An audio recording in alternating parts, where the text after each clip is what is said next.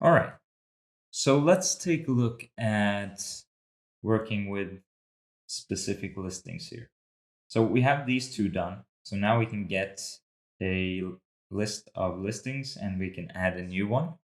But now we want to kind of operate on the ones we already have. And I think I made a mistake in data here. Yeah. So these have the same ID, and that's not going to work because we're going to use the ID to kind of find the correct listing. So they need to be unique. And you'll see that a lot in development, that in order to find things, items or data sets or anything that you store as an object usually has its own unique ID if you need to locate them in some manner. So make sure these are unique, and these are just dummy IDs, but they still need to be unique.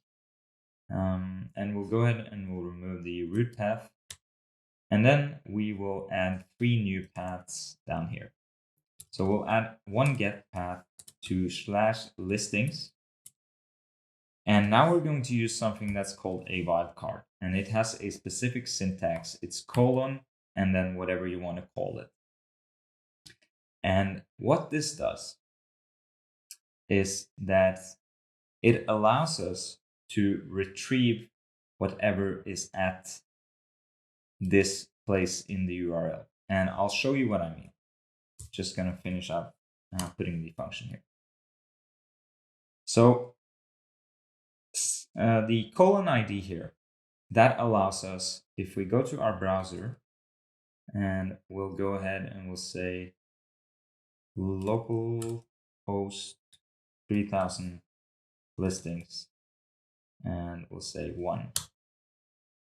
And we haven't saved yet, so this isn't operational. But the ID parameter, that will map to whatever is put after the slash here.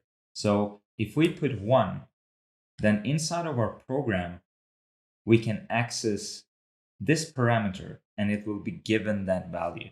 So if we do ID equals rec params and then ID, because it will be given the same name as we put here. So on the request object, there will be a parameter, and that parameter is going to be named ID. And it's going to map to whatever we put into the URL here. So in this case, it's 1. If we change it to 2, then it's going to be 2. If we change it to 3, then it's going to be 3. So let's go ahead and just log that out. And we'll take a look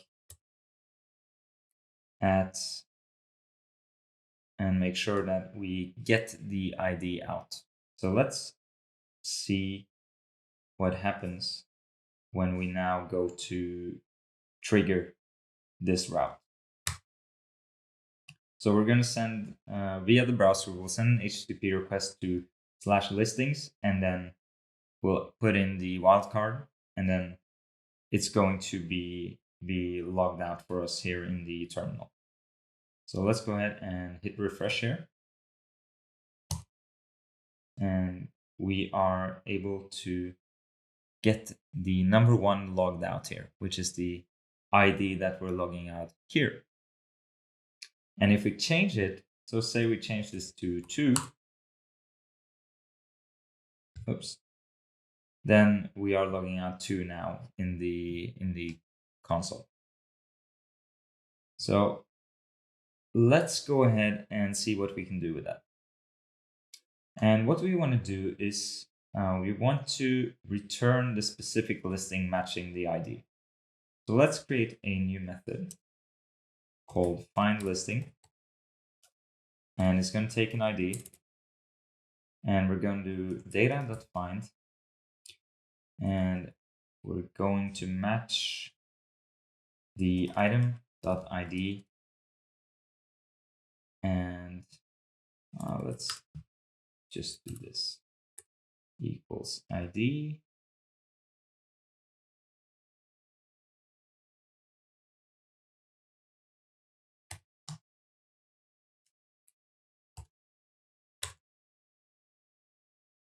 So that's going to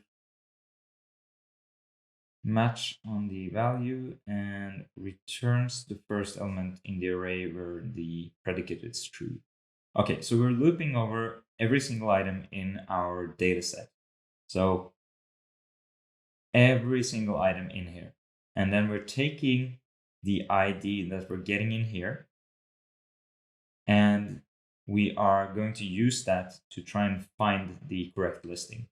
So let's go ahead and say listing equals find listing, and we'll pass in the ID, and then we'll do res send listing. And then we'll go ahead and we'll start up the application again. And let's go ahead and use Postman for this. We'll say listing 1, and that's going to be a GET request. And we don't have anything with ID of 5. So now you can see that we need to handle that as well. So you can see now that we did this GET request, and we tried to get the item with the ID of number 5. But inside of our data set, we don't have anything with the ID of number 5. But still, excuse me, you can see that the response here was 200 OK, even though we didn't find anything. And that is not what we want. If we find something, so let's try and find on ID number 1. And we weren't able to find anything there either. So let's go back and see what we did wrong. But just keep in mind for now that we weren't able to find anything, and we returned 200 OK. So let's go ahead and say console log listing. And we are returning data find. Okay, so let's go ahead and stop it, start it up, send the request, and we are getting back undefined. So that means that we are not finding anything in our dataset based on the ID that comes in.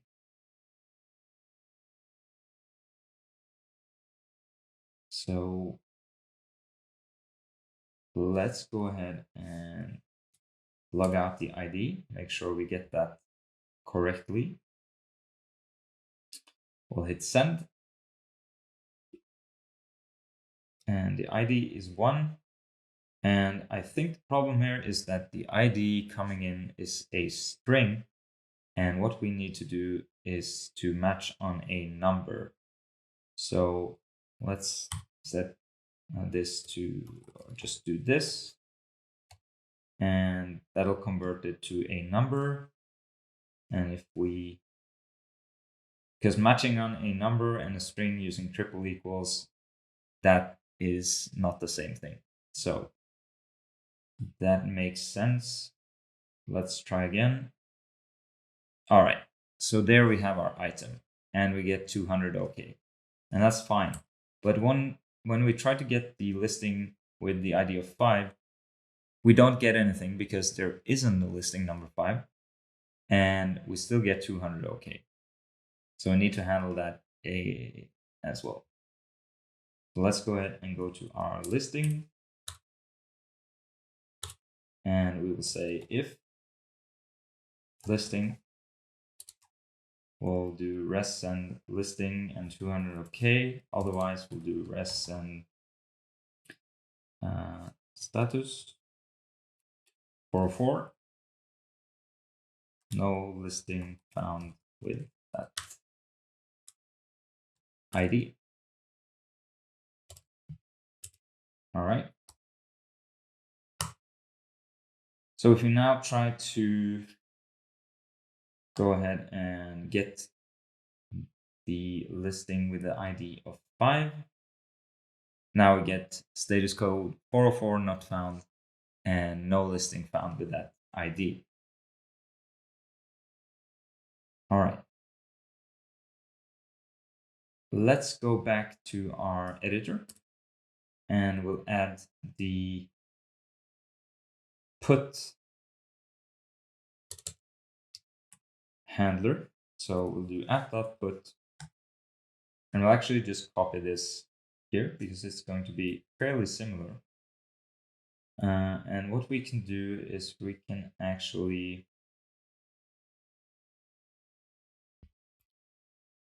let's just keep it like this for now. We'll get the ID, we'll find the listing, and we will update the listing. So what needs to happen here is we need to receive the request body, and then we need to match the request body with the listing keys. So let's say body equals request body, and we'll do a check on the listing here as well. If listing, then we're going to get the body, and we are going to update the fields of the listing.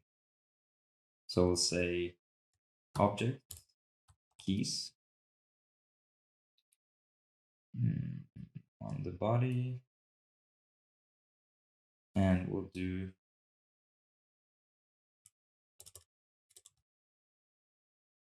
for each, and we'll do key. And what we want to do is we want to grab the listing, and the listing key is going to be equal to the body key.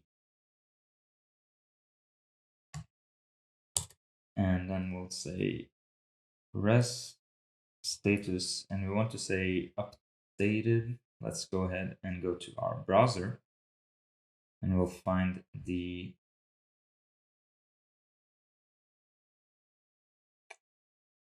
let's see.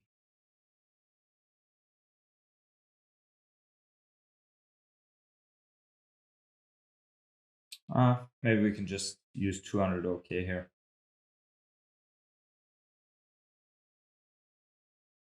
Yeah, we'll use 200. So we'll just send back the modified listing. And we will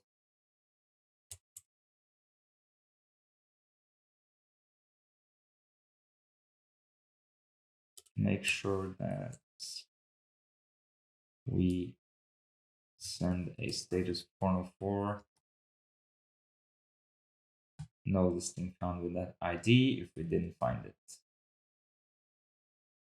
All right, so just quickly, what this is doing is we're taking the body that's coming in, and we're taking the keys of the body and we're matching that with the keys of the listing object. So maybe we should log that out just to take a look at what it looks like. Rec body, and then we can console log the listing. And let's go ahead and start our server again. And we need to go to Postman. Want to grab this, and let's go ahead and go to localhost. We're going to create a new request to localhost 3000 listings, and we'll do number 1. So we want to operate on the listing that has the ID of 1. And then in the body, we'll go ahead and we'll make that a JSON object, and we want to just send in the header, and we want to change that to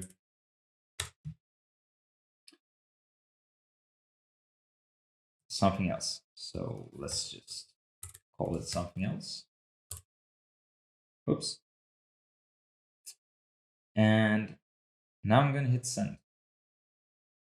and we get cannot put listings 1. Okay, fair enough. So we have a problem here, and that's because this should be put, not get. So let's go ahead and change that and restart. And we'll go ahead and hit send. And now we get the listing back, and you can see that the header is now something else. And if we go and we get all of our listings, then the header is updated here as well.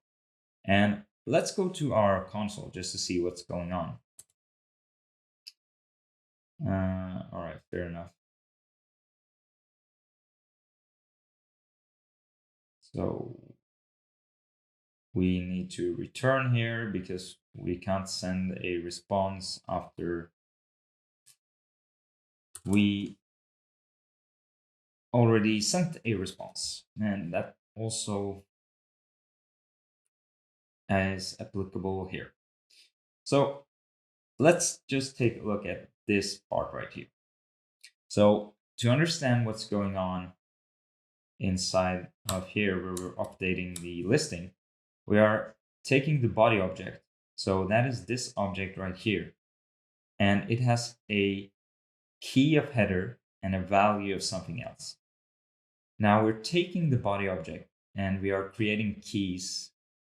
We're taking all of the keys and putting them in an array. So this line right here is equivalent to creating an array with the key of header. And then we have this array with the key of header. And we are for eaching over that. And then we are grabbing the key, which is header.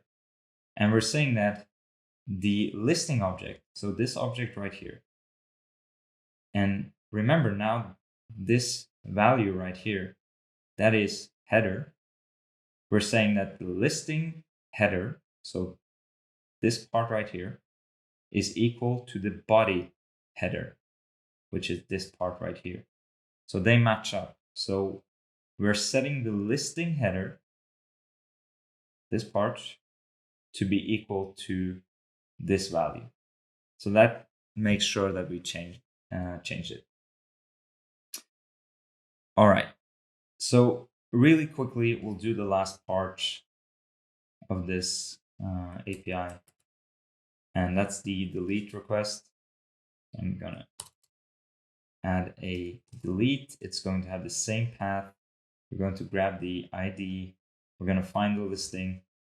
And if there is a listing, we want to remove it from the dataset. And otherwise, we will want to send the status 404. All right. So let's go ahead and do data, find index, item equals listing, let's see, item ID equals number ID, and that should give us the index. And then we want to be able to use that index to create a new array that doesn't have that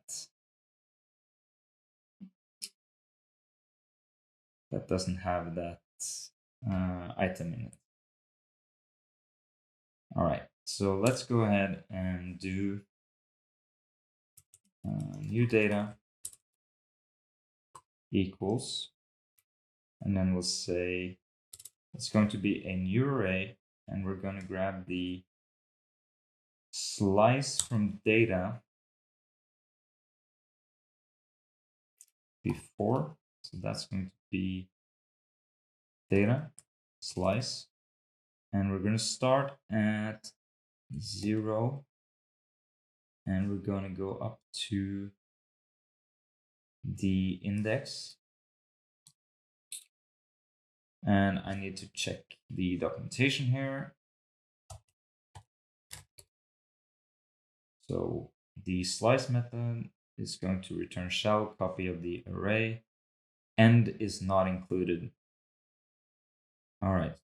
So what we want to do is we want to go up to the index, and then after is going to be data slice, and we want to start at index +1, and then we want to provide no end, and then we'll spread the before and the after. So just copying those two parts of the array into a new array, and then we'll set data equals new data. So let's see if that works. And we want to send a delete request now to the listing path that we set up. So let's say, let's try first and send one with the ID of 5, which we know doesn't exist, and make sure that it returns the correct response. So it says 404 not found, no listing found with that ID. That's good. Let's go ahead and return send, and we'll return the item here, data index, and we'll return the deleted item. Okay, so I'm gonna stop and start the server, and now we'll try and we'll hit the listings/1 with a delete request.